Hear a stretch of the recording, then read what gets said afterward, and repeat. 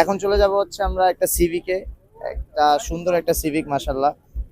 So এটার ওনারের সাথে আমি কিছু কথা বলবো, পরিচয় করে দেই। ভাই কি অবস্থা?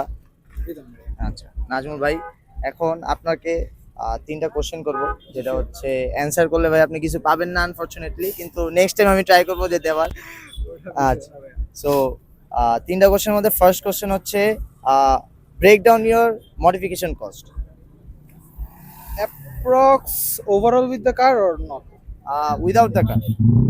Approx 18. 18 lakhs, oh my god.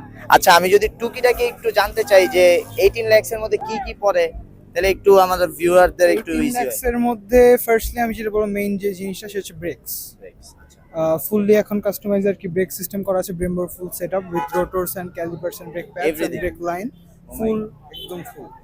আর হচ্ছে কি আর কি বলা আছে, ইন্টারকুলার লাগানো আছে বড়, আর বড় রেডিয়েটর লাগানো আছে, আরো টুকটাক আর কি করা আছে, এখন ঠিক মাথায় আসতেছে আচ্ছা না। আচ্ছা ঠিক আছে। সো এটা ভাই আমার কাছে দেখতে ওয়ান অফ দ্য ক্লিনেস্ট আর মানে নাইসেস্ট একটা মডিফিকেশন লাগছে আমার কাছে।